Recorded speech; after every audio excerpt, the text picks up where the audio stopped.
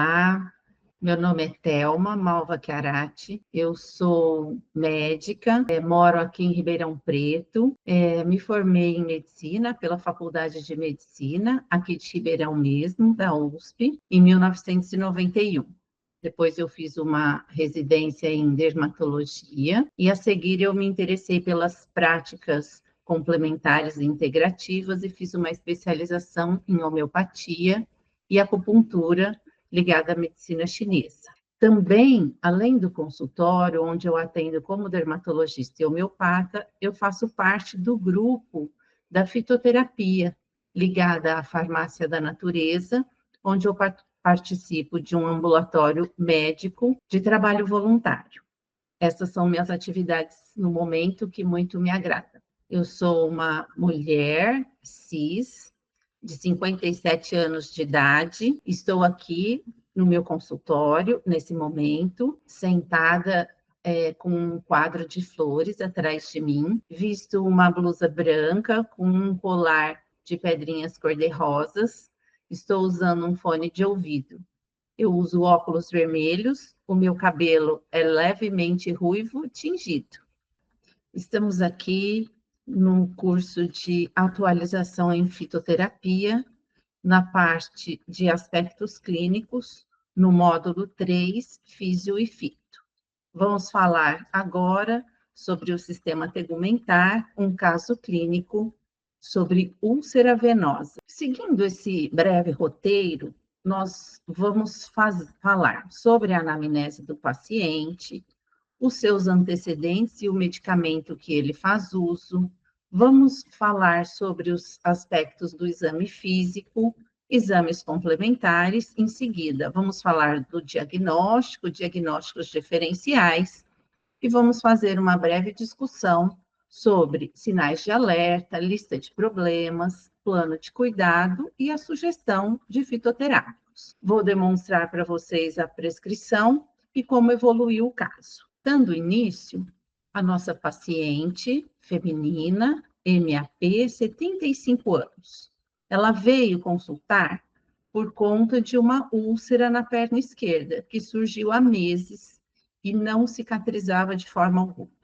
Ela referia muita coceira nas pernas, os pés inchavam no final do dia e as pernas iam ficar doloridas só no final do dia. Já havia tentado vários tratamentos sem melhora, não apresentava dores articulares, tinha um estômago sensível e não tolerava muitos medicamentos. Ela refere também ser muito ansiosa, preocupada, agitada, gosta de cuidar da própria casa e não gosta de pedir ajuda. Ela tem antecedentes pessoais de hipertensão arterial sistêmica e gastrite.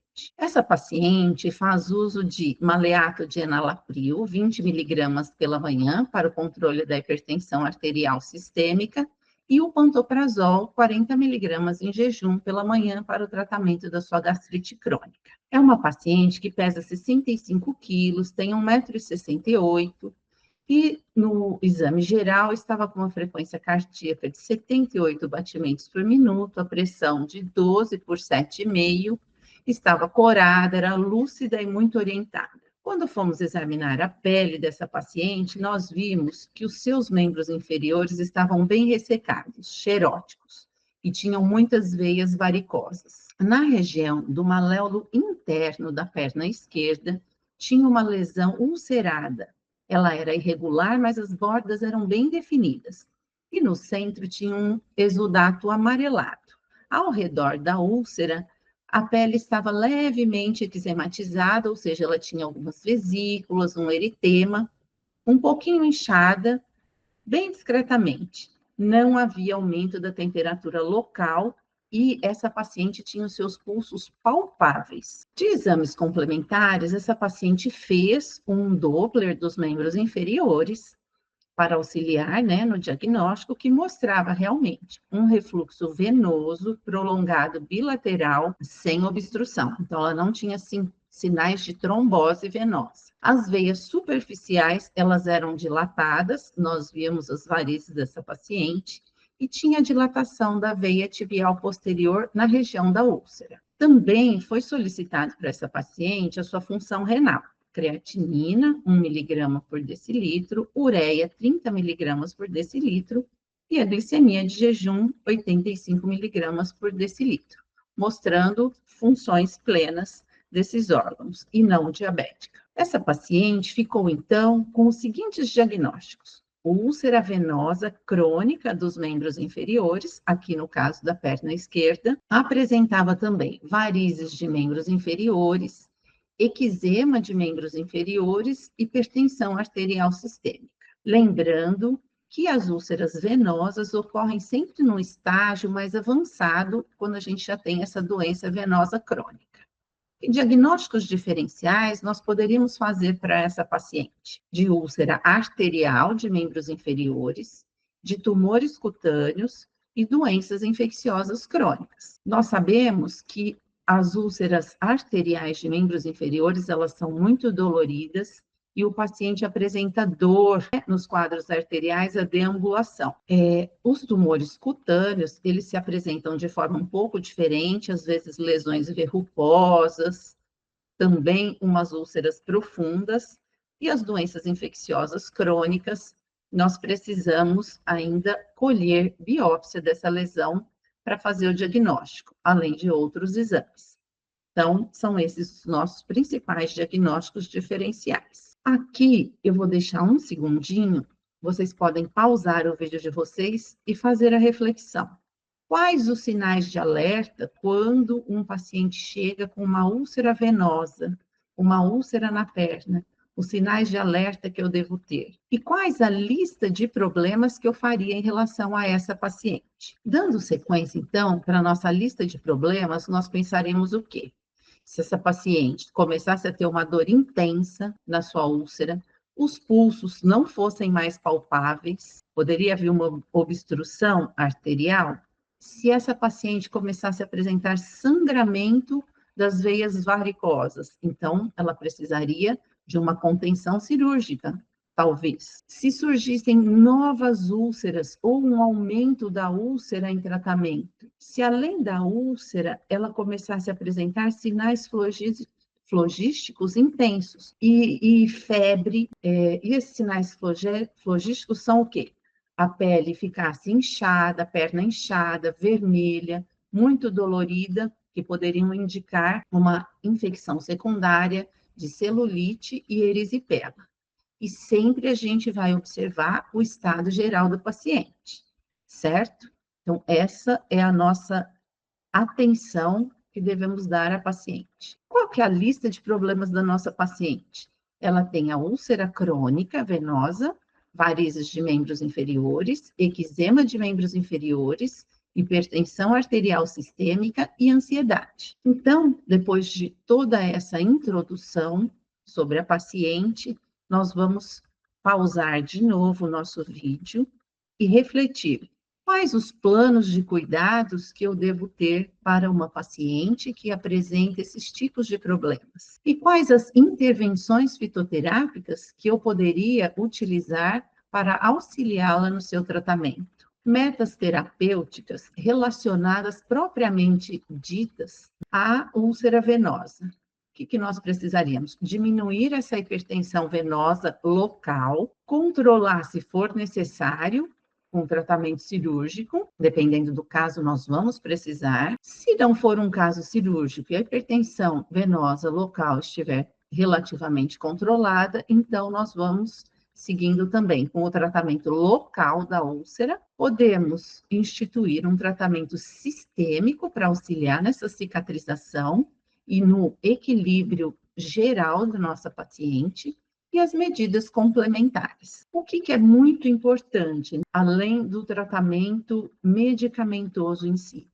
Educação em saúde. Os pacientes precisam saber sobre o caráter da sua doença, nesse caso que é uma doença crônica, flutuante, ou seja, que sempre pode recidivar, que ele precisa aderir ao tratamento e fazer esse tratamento corretamente, e que é muito importante ele identificar, no caso dele, quais os fatores de piora e melhora das suas lesões. Quais medidas nós temos que os pacientes, né, podem fazer para não farmacológicas? não medicamentosas, considerando aqui essa paciente, o estado crônico das úlceras venosas, a hipertensão, uma paciente ansiosa, o que ela poderia fazer para diminuir seu estresse?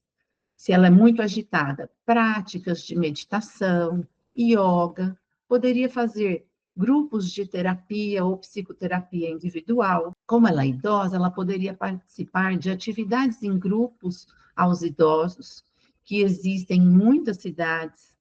Além disso, ela pode melhorar sua qualidade de vida com uma dieta saudável, evitando alimentos ultraprocessados, bebidas alcoólicas, ingerindo uma quantidade de alimentos rica em ômegas, frutas, vegetais, balanceada. E uma atividade física regular, adequada e orientada ao quadro clínico. Aqui no caso dessa paciente, pequenos períodos em caminhadas leves e repousos também ao longo do dia, períodos de repouso ao longo do dia intercalados. Isso é muito saudável para essa paciente. Solicitação de exames. Quais exames nós pediríamos para uma paciente que chegasse, né, até nós com esse quadro? O Doppler venoso dos membros inferiores, que é uma ultrassonografia, como foi feito, exames gerais de rotina, hemograma, lipidograma, glicemia, considerando que ela é hipertensa e pela sua idade. Controle sempre da função renal e hepática. Controle cardiológico, porque ela é hipertensa. Eletrocardiograma, mapa de pressão arterial, entre outros exames. Dando sequência ao nosso tratamento, ao nosso segmento dessa paciente, o que nós faríamos? Na rotina, nós sempre vamos pedir que a paciente siga com um cardiologista, por conta das suas comorbidades, com um angiologista, né? O médico especialista, né? Que a gente chama de cirurgião vascular e angiologista, porque se precisar de uma intervenção cirúrgica em algum momento, é importante que ela já tenha um angiologista que faça seu acompanhamento, um dermatologista, porque se for necessária uma biópsia, houver alguma questão com a pele, ela já tenha um segmento. E uma coisa muito importante é que todos os pacientes com úlceras, no caso aqui a úlcera venosa, devem fazer retornos curtos, semanais a quinzenais, porque muitas vezes nós precisamos trocar os medicamentos da paciente para que haja uma boa resolução do seu problema e manutenção do equilíbrio. Iniciando, então, os medicamentos que nós selecionamos, neste caso, para o tratamento da paciente. Para o uso tópico, nós selecionamos a calêndula officinalis, conhecida como calêndula. Nós utilizamos as flores para a confecção do medicamento. A cúrcuma longa é utilizado o rizoma, a cúrcuma é conhecida como açafrão da terra.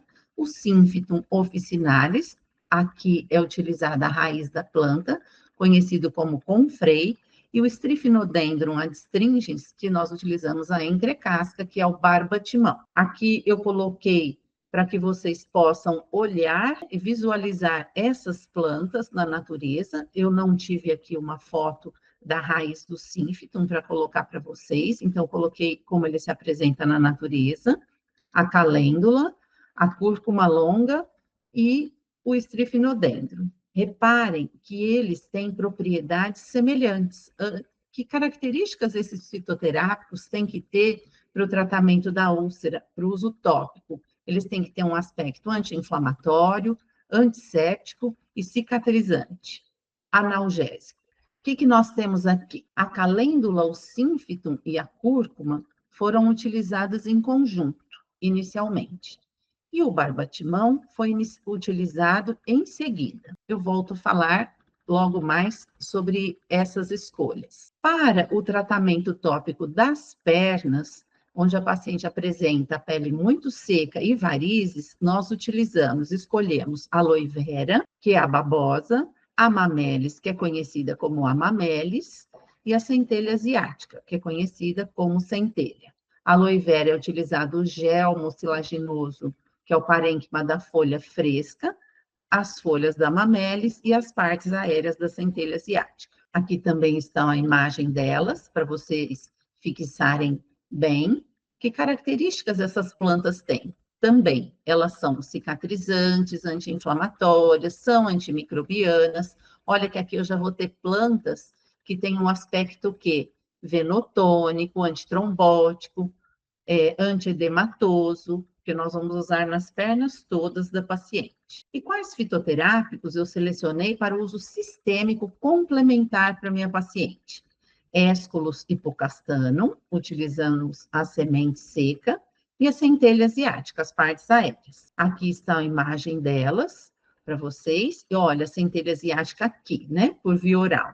Ela é anti-inflamatória, ela é antiedematosa, ela melhora a microcirculação, ela é uma planta que tem efeitos aqui, ó, uma paciente com estômago sensível, ela é gastroprotetora, ela é levemente antihipertensiva, ela é cardioprotetora. O Aesculus hipocastanum já tem um efeito mais para a parte venosa mesmo, ele é venotônico, antiedematoso, anti-inflamatório. Como eu fiz a minha prescrição? Aesculus hipocastanum, extrato seco padronizado, 30% de essina. Isso aqui eu tenho necessidade, como médico, de colocar na minha receita? Não preciso colocar. Eu posso colocar Aesculus hipocastanum, 250 miligramas. Mas é importante porque nós não temos somente médicos assistindo a essa aula. É importante que fique aqui para que nós saibamos o que nós vamos prescrever, como tem que ser a planta que nós vamos escolher. Vamos formular aqui 60 cápsulas e a paciente vai tomar uma cápsula pela manhã, uma após o jantar, por 30 dias, no primeiro mês. No segundo e terceiro meses, então, eu escolhi a centelha asiática.